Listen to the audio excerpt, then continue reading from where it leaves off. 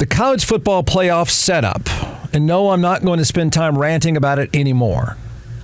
If you're confused about what I think of the fake playoff with only 4 teams, which is not really a playoff, then I'll make that clear, but then move on. I think it's awful. I think it's unfair. I don't think it's interesting. I hate that argument about college football where, our opinion makes it interesting. We have opinions all the time. I don't think it's interesting at all, the way it's set up now. I think it's absurd, the college football playoff that's not really a playoff on every single level. A room full of opinions is that's a talk show. That's not a playoff. So I think the room full of opinions is a terrible setup. I've argued all along that the playoff model is simple. The playoff model is right in front of everyone's face, including that goofball committee that selects the 4 for college football, the NFL system. That's it. That's the way it should be done. There are no committees. The NFL system is the right way to do it. It's the only way to do it, I think. You win your division or your conference, and you get in. You qualify as the wild card, and you're in. It's not only fair, but it makes the regular season more meaningful, and I do believe it's far more interesting than the college setup. Okay? There's a lot to hate about the college football playoff. It's expanding to 12 teams next year. I mentioned this yesterday. I think everybody probably knows this by now. But here's my answer on expanding to 12 teams next year. I think it'll be slightly less awful than the current system. That's all the positive things I can say about expanding to 12, because it's still a committee-based thing mostly. It's just slightly better than the bad system we have now with 4.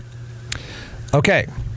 Take that out of the way. Even college football has this problem.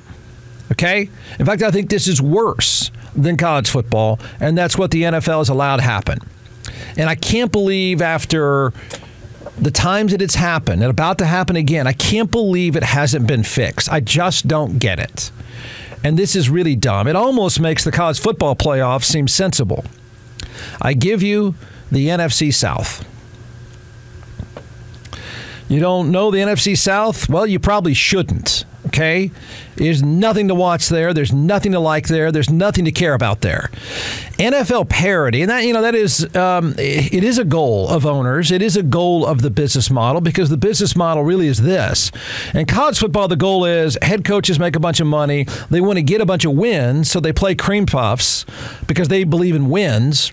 And the NFL, the owners don't care about the players. They don't care about the coaches. They're going to give the networks and the platforms the best product they can.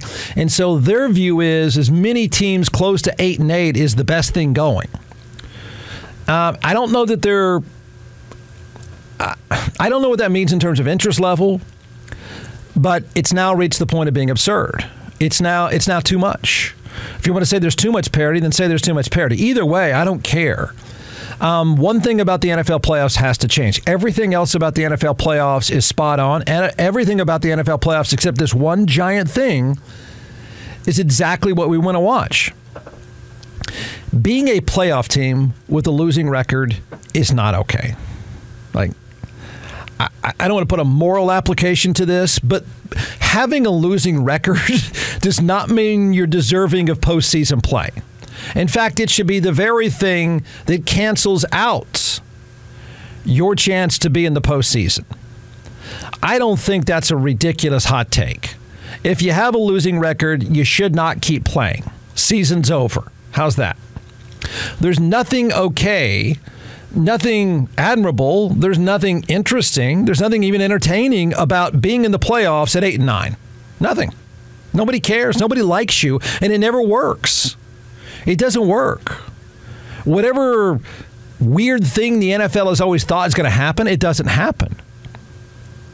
It doesn't seem like it's too much to ask that you have a winning record to get into the postseason. It has happened 5 times and about to happen again in the worst way possible. Teams have made it to postseason 5 times with losing record, and that's 5 too many. The number should be 0 because it shouldn't even be an option. Shouldn't be an option at all. It should have been an option in 1982 when it first happened, and it sure the heck shouldn't be an option now. I mean, expanding the playoffs means we want to see more good teams. We don't want to see trash.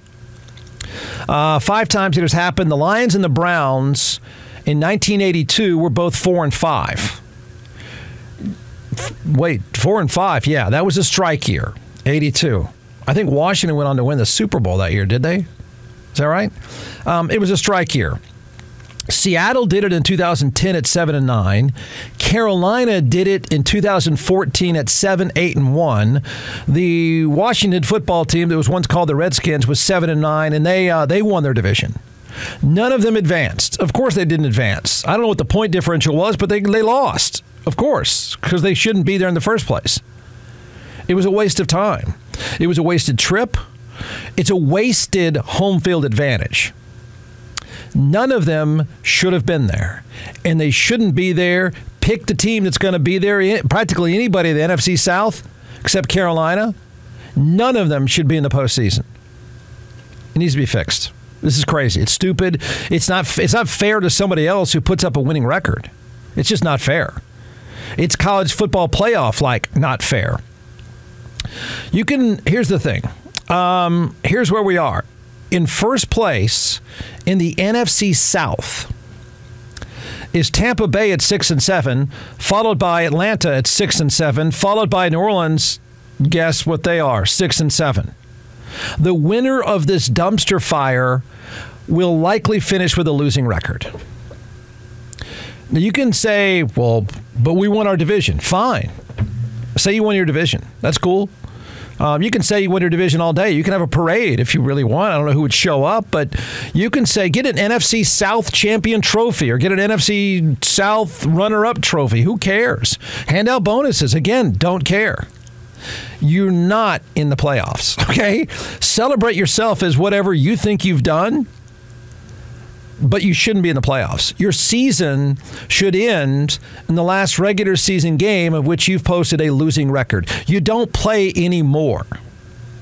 The way it's set up now is not only do you get to play more and get your ass kicked and knocked out, of course, not only do you get to play more, but in some weird, twisted way, you've earned home field advantage to get your ass kicked.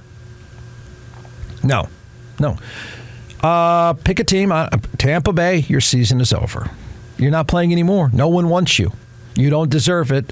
Get your trophy and go home. Atlanta, same to you. New Orleans, you were supposed to be better, and you're terrible. No. You're not advancing with a losing record. It doesn't seem like it's all that complicated for the NFL to fix this, and everybody wants it fixed. You don't find anybody wandering around saying, I cannot wait to see Dallas and Tampa Bay play. Can't wait.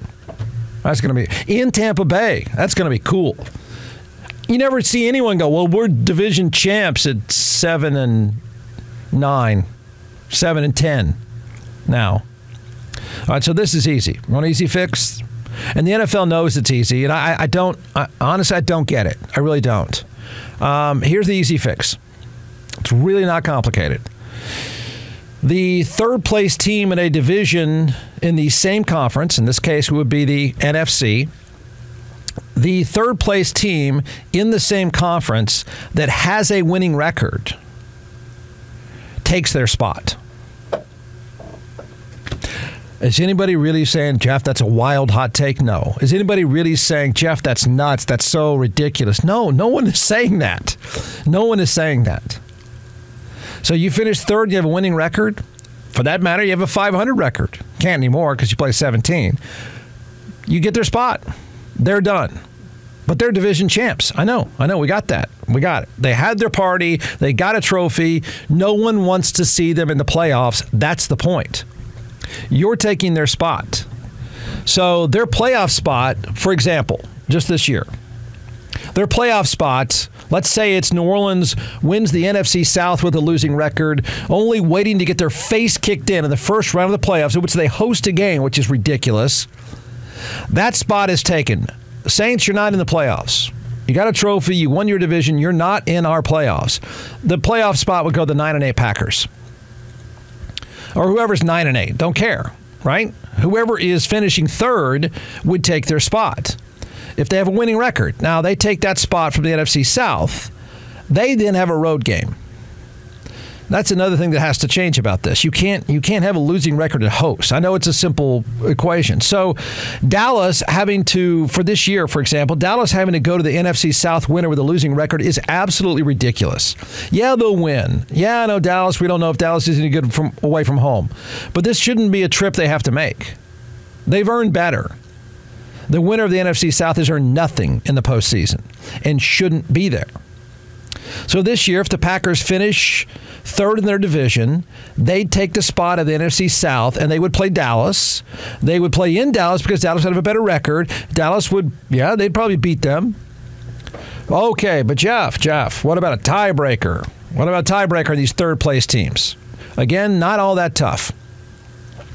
The tiebreaker would be, for example, record against conference opponents. Okay? There. NFC.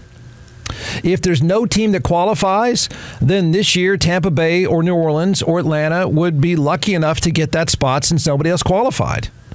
Sure, you're division champs and you made the playoffs, but you have a losing record, so you get to go to Dallas and they beat you by 40 points. That's if another team doesn't qualify with a winning record that could have taken their spot. Is it really that tough? I mean, right? It's just one of these things that's been hanging around so long, and it's only happened 5 times, but it's staring us in the face now. And since the game is worth so much, we gamble and we play fantasy and we watch more than ever. It's more valuable than ever. It doesn't seem like a stretch to fix this one ridiculous glitch. It's just a glitch. It's a stupid glitch. And nobody argues. There, fixed.